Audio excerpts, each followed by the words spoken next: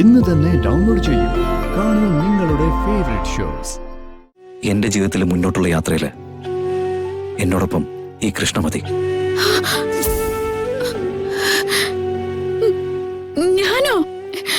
ഒരു ഗതിയുമില്ലാത്ത ഗാഥയുടെ അതേ രൂപസാദൃശ്യം ഉള്ളതുകൊണ്ട് ഞാനൊരു വാടകക്കാരിയായതാ.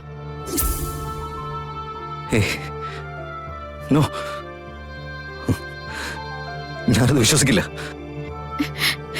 അതാണ് സത്യം. ഇത്രയും നല്ലവനായിട്ടുള്ള നവീനോട് ഇനി അത് തുറന്നു പറയാതിരിക്കുന്നത് എനിക്ക് ശരിയല്ല എന്ന് തോന്നി.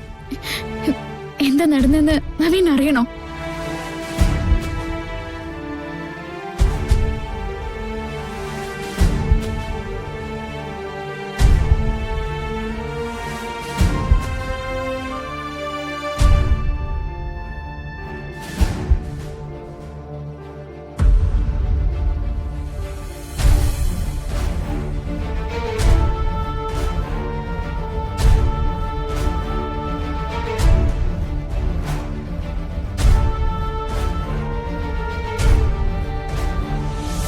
ഒരാളെ പോലെ ലോകത്ത് 7 പേരുണ്ടെന്നൊക്കെയാ പറഞ്ഞു കേട്ടിട്ടുള്ളത്. എന്റെ ഗാഥമോളുടെ അതേ ഛായ തന്നെയാ നിനക്ക്. അതുകൊണ്ടാ നിന്നോട് എനിക്ക് വാത്സല്യം തോന്നിയത്. അമ്മയുടെ ഓപ്പറേഷന്റെ കാര്യമൊക്കെ പറഞ്ഞു കേട്ടു.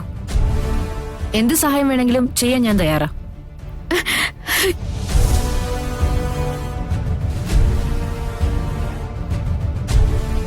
കൃഷ്ണ, മാഡത്തിന്റെ മകളുടെ വിവാഹം തീരുമാനിച്ചിരിക്കുക. എല്ലാം തീരുമാനിച്ചതിനിടയിലാ ഗാഥ മാഡത്തിന് ഒരു ആക്സിഡന്റ് പറ്റിയത്. അപകടത്തില് എന്റെ മോൾക്ക് ചില പ്രശ്നങ്ങളൊക്കെ പറ്റിയിട്ടുണ്ട്. ഇപ്പോഴത്തെ അവസ്ഥയില് ആ പ്രശ്നങ്ങളൊക്കെ അവരറിഞ്ഞ അവരാ വിവാഹത്തിൽ നിന്ന് പിന്മാറും.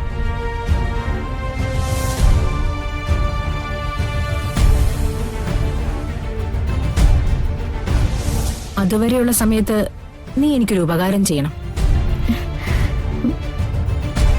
കുറച്ചുനാള് നീ എന്റെ മോളുടെ വേഷം കെട്ടണം.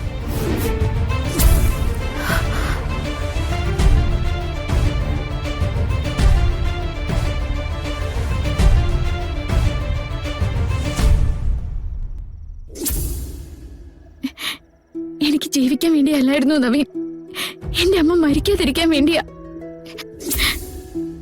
വേറെ എവിടെയും എനിക്ക് കൈനീട്ടാനില്ലായിരുന്നു. പറയുന്നതൊക്കെ അനുസരിച്ച് ഒരു മരപ്പാവയെ പോലെ ഇത്രയും ദിവസം ചതിയാണ്. ഒരിക്കലും പൊറുക്കാൻ പറ്റാത്ത കാര്യമാണ്. ആൾമാറാട്ടം എത്ര വലിയ കുറ്റാണെന്ന് എനിക്കറിയാം. നവീൻ വേണമെങ്കിൽ പോലീസിനെ വിളിച്ചോണ്ട് വന്നോളൂ, എന്നെ അറസ്റ്റ് ചെയ്യിച്ചോളൂ. നവീനെയും നവീന്റെ കുടുംബത്തിലെ ഓരോരുത്തരെയും ചതിച്ചവളല്ലേ ഞാൻ. ഇനി എനിക്കുള്ള ശിക്ഷ എന്താന്ന് എനിക്കറിയില്ല. പക്ഷെ നവീൻ എന്നോട് പൊറുക്കണം. നവീൻ പ്ലീസ് എന്നോട് ക്ഷമിച്ചെന്ന് പറ നവീൻ. പ്ലീസ് നവീൻ എന്നോട് പൊറുക്ക് നവീൻ.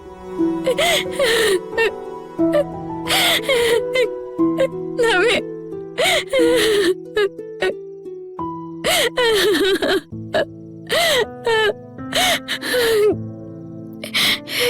നവീൻ എന്നോട് ക്ഷമിക്കും നവീൻ. ഞാൻ ചെയ്തത് വലിയ തെറ്റാണെന്ന് എനിക്കറിയാം.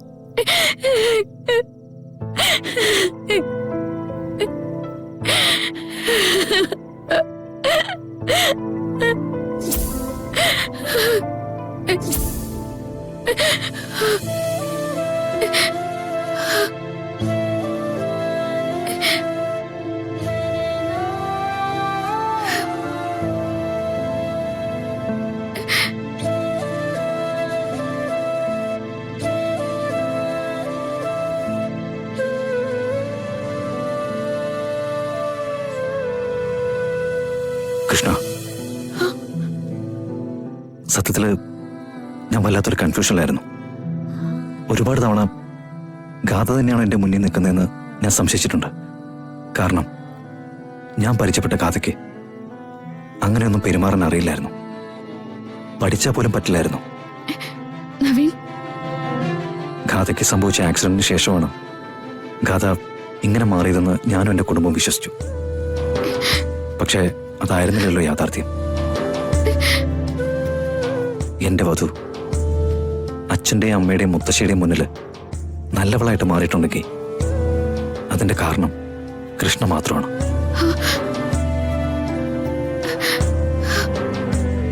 കൃഷ്ണ, ഗാഥയെ ഞാൻ കണ്ടു. വിവാഹം ആലോചിച്ചു എന്നുള്ള കാര്യം സത്യമാണ്. പക്ഷേ ഞാൻ അടുത്തതും അറിഞ്ഞതും കണ്ണുകളിൽ നോക്കി പ്രണയിച്ചതും തന്നെയല്ലേ? തന്റെ കഴുത്തല്ലേ ഞാൻ താലി കെട്ടിയത്. നവീൻ, അരുത്.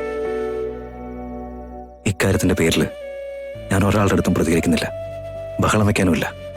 കാരണം ആൾമാറാട്ടത്തിലൂടെ സിത്താര മേഡം എന്റെ മുന്നിൽ കൊണ്ടുവന്ന് നിർത്തിയത് ഞാൻ ആഗ്രഹിച്ചൊരു പെണ്ണിനെ. നവീൻ എന്തൊക്കെയാ പറയുന്നേ? കൃഷ്ണ,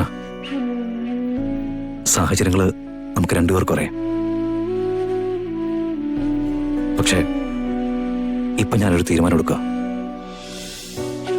എന്റെ ജീവിതത്തിൽ മുന്നോട്ടുള്ള യാത്രയില് എന്നോടൊപ്പം ഈ കൃഷ്ണ മതി. ഞാനോ? ഒരു ഗതിയുമില്ലാത്ത. അത് പണത്തിന്റെ കണക്കാണ്. പക്ഷേ നിനക്ക് മനസ്സ് നിറച്ച് സ്നേഹമുണ്ട്. എല്ലാവരുടെ മാന്യമായിട്ട് പെരുമാറാൻ നിനക്കറിയാം, ബഹുമാനിക്കാൻ അറിയാം. അത് എല്ലാവർക്കും കിട്ടുന്ന കാര്യമല്ല. കളരിക്കൽ തറവാടിന് ഒരു യോജിച്ച മരുമകളുണ്ടെങ്കിൽ, നവീന് യോജിച്ചൊരു പെണ്ണുണ്ടെങ്കിൽ അത് നീയാണ് കൃഷ്ണ.